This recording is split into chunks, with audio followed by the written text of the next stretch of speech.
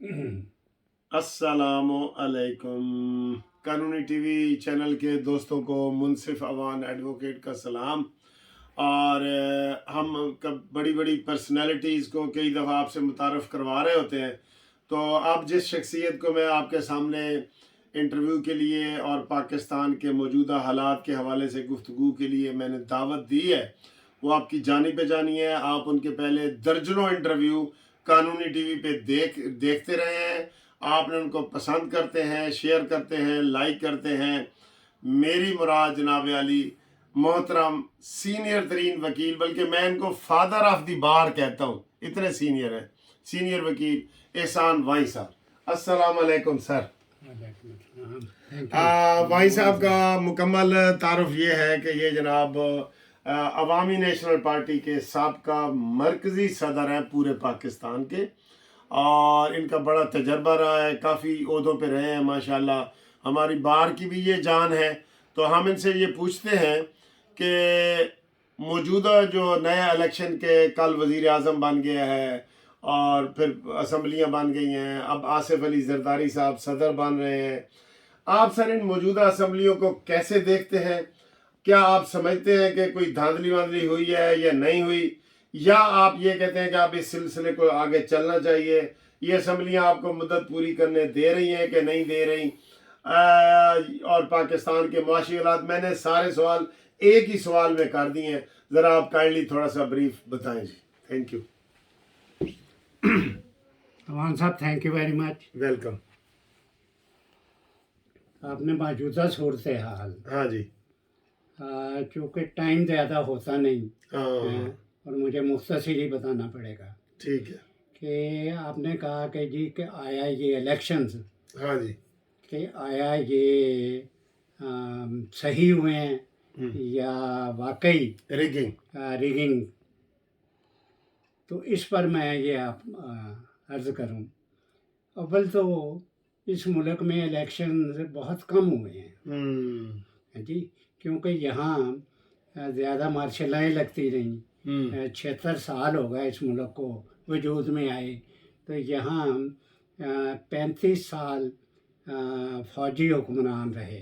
ठीक है। और फ़ौजी हुक्मरान 35 साल डायरेक्टली रहे।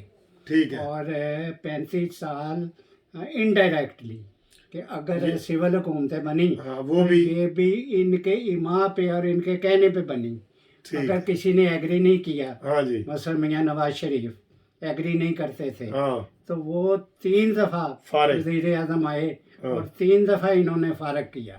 हालांकि वो इस किस्म की पॉलिटिकल शख्सियत हैं कि वो नाजायज़ फ़ौज से कतन झगड़ा करने को तैयार नहीं हुए। छोटी छोटी बातों पे इन्होंने उन्हें निकाला, इसलिए कि भाई ये जो हम ये कह रहे हैं ये करो। तो वो पॉलिटिकल शख्सियत थे और लोग उन्हें वोट दे के लाते थे। ठीक है जी। पता कि यहाँ तक लोग वोट दे के लाते रहे कि 2/3 मेजॉरिटी से भी आए वो। बिल्कुल। इसलिए मैं ये समझता हूँ कि यहाँ पर हर इलेक्शन में जो सियासी पार्टियाँ, पॉलिटिकल पार्टीज जो जिनको डिफीट हुई, जो इलेक्शन जीत ना सकी, उन्होंने ये कहा जी ये तो इलेक्शन ही रिग्ड थे, हम इन इलेक्शनों को मानते ही नहीं। अब मेरा मतलब है कि अब 18 में ये जो मियां नवाज शरीफ थे 1913 के इलेक्शन में इलेक्ट होके आए। उसके बाद 1918 में इलेक्शन के बाद इमरान खान तशरीफ़ लाए। तशरीफ़ कैसे लाए कि फ़ौज ने लाई, और यहाँ तक फ़ौज लाई कि उन्होंने देखा कि ये पंजाब में हार रहे हैं, तो वो उन्होंने पंजाब से MNAs और MPAs को फोर्स करके इमरान खान को दिया और उन्हें इलेक्ट कराया।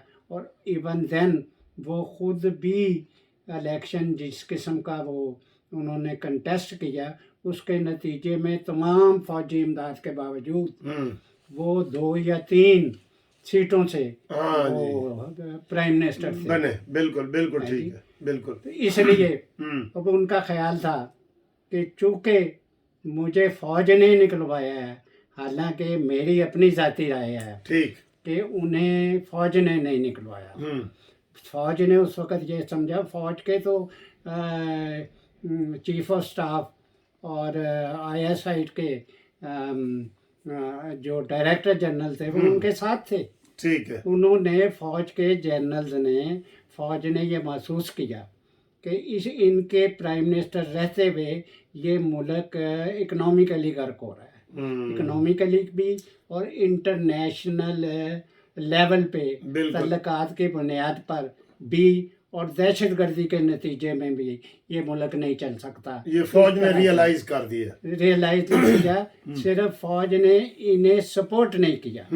اگر باقی سیاسی پارٹیوں نے انہیں نکالا تو اس لیے نکالا کہ ان کے پاس وہ جو میجورٹی تھی وہ ختم ہو گئی، کیونکہ فوج کے کہنے پہ، مطلب MQM تھی اور دوسری پارٹیاں وہ ان کے فوج کے ان کو سپورٹ کر رہی تھی. ان کے کہنے پہ انہوں نے نہیں کہا، انہوں نے وڈرا کر لیا، وہ ان کے پاس میجورٹی ختم ہو گئی، فارغ ہو گئے.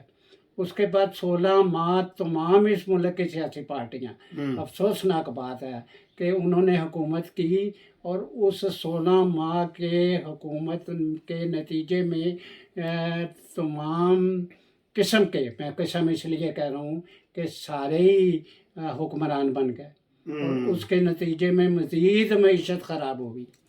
اب یہ جو موجودہ پرائم منسٹر بنے ہیں یہی اس وقت بھی پرائم منسٹر تھے اور 16 ماہ رہے، اور اس کے نتیجے میں انہوں نے سیاست نہ کی سوائے کوشش کی کہ ہم اکانومی درست کریں، اور ان کے اکانومی درست کرنے کے نتیجے میں عمران خان نے 70 جلسے کیے، اور 70 جلسوں کے نتیجے میں یہ اکانومی کے چکر میں پھر سے رہے اور وہ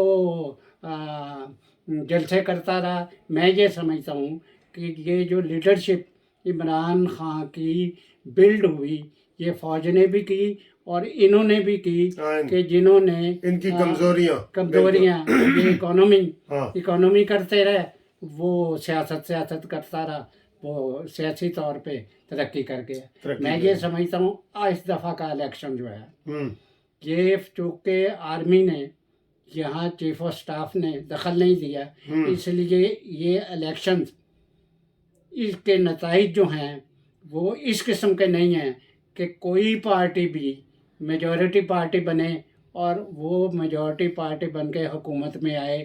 اس کے نتیجے میں تمام بڑی پارٹیاں لائک پیپلز پارٹی، لائک نون لیگ اور عمران کی PTI، ان ساروں کے جو رزلٹ آئے الیکشن میں وہ اس قسم کے تھے کہ کوئی سیاسی، ان میں سے کوئی سیاسی پارٹی خود ہی حکومت نہیں کر سکتی تھی تا وقت کہ یہ کولیشن نہ کریں. بڑا اچھا سر آپ نے بتایا ہے. میں یہ آپ نے 18 کا اور 24 کے الیکشن کا موازنہ کر دی ہے، تو آپ یہ سمجھتے ہیں کہ 18 میں زیادہ دھاندلی ہوئی تھی؟ میں یہ سمجھتا ہوں کہ 18 کا الیکشن تو ایک قسم کا کنٹیسٹ ہی آرمی نے کیا. ہاں جی بالکل، اس کو لے کے ہی آرمی آئی. بالکل صحیح. اس لیے میں یہ سمجھتا ہوں اس الیکشن میں چونکہ آرمی نے دخل نہیں دیا، اس لیے کسی سیاسی پارٹی کو، کسی سیاسی لیڈر کو یہ وہاں میجورٹی نہیں ملی. بالکل ٹھیک ہے. تو آپ کو سر یہ اندھا کا سیٹ اپ شہباز شریف کی قیادت میں کوئی 5 سال ہوتا وہ نظر آ رہا ہے؟ کوئی مجھے جو تھوڑی سی اپنی ویژن بتائیں. ہاں، جو میں یہ سمجھتا ہوں کہ چونکہ سیاسی پارٹیوں میں تینوں میں ہیں جی، یہ نون لیگ وہ میجورٹی پارٹی بن گئی ہے، میجورٹی پارٹی بن رہی ہے ہیں جی،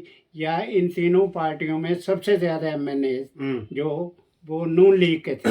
بالکل. انہوں نے یہ پھر فیصلہ کیا کہ ہم کولیشن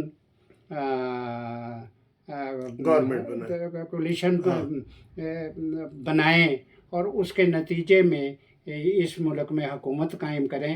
اور میں یہ آپ کو بتاتا چلوں، یہ جو پارٹیاں مل کر हुकूमत चलाती हैं। ये सिर्फ पाकिस्तान में नहीं, इंडिया में भी है, और यूरोप के जो बड़ी डेवलप्ड ममालिक हैं, डेमोक्रेसीज जो हैं, वहाँ पर बड़ी डेवलप अलाइज की हुकूमत होती है, अलाइज की हुकूमत होती है। इवन बरतानिया में हुई, अमेरिका में हुई, और इधर उधर तमाम। इसलिए मैं ये समझता हूँ इन्होंने बहुत बेहतर किया कि ये जो अलाइज हुकूमत बनाने की कोशिश की।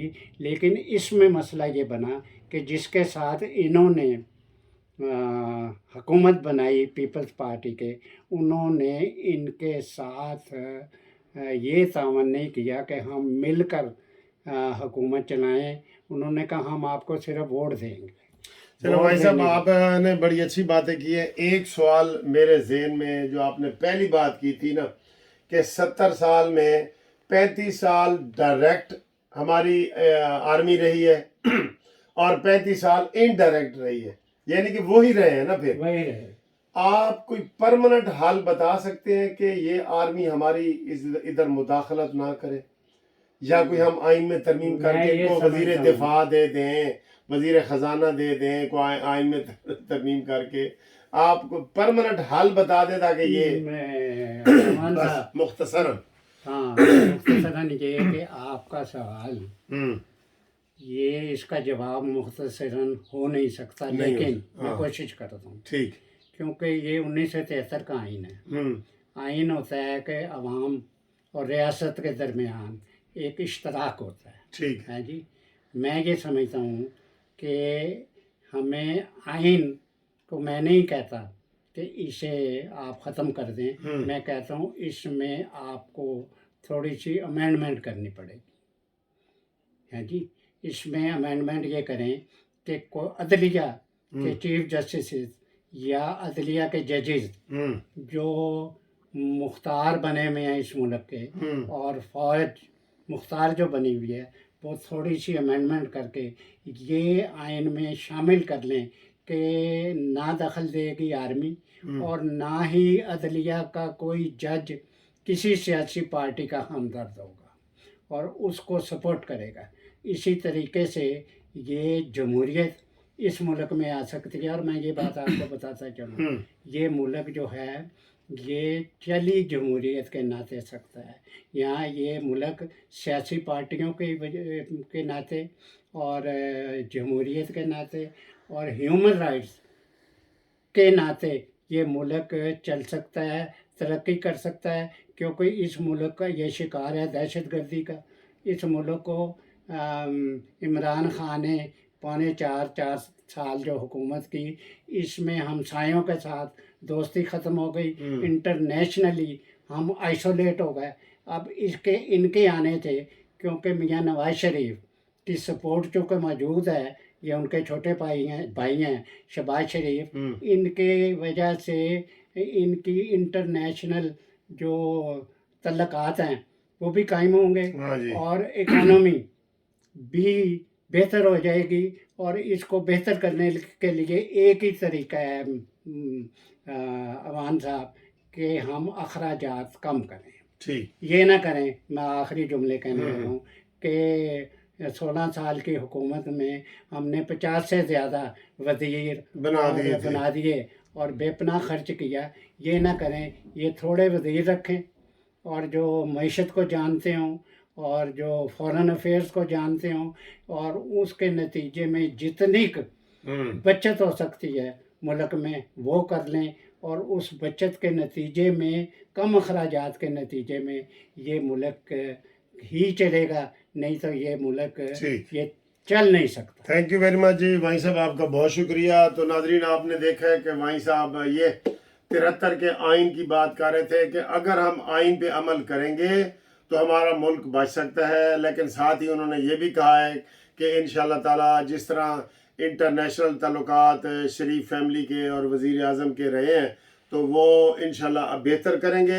हम भी यही चाहते हैं कि आइन के मुताबिक सारा कुछ हो, तो अदलिया और हमारे जर्नैल जो है वो सियासत से बाज रहेंगे तो हमारा मुल्क तरक्की करेगा, जैसे पूरी दुनिया के करते हैं। हम वाई साहब का बहुत बहुत शुक्रिया अदा करते हैं और आपसे रिक्वेस्ट है कि आप कमेंट्स करें, लाइक करें, शेयर करें और बताएं कि आपको वाई साहब का یہ انٹرویو کیسا لگا ہے. خدا حافظ.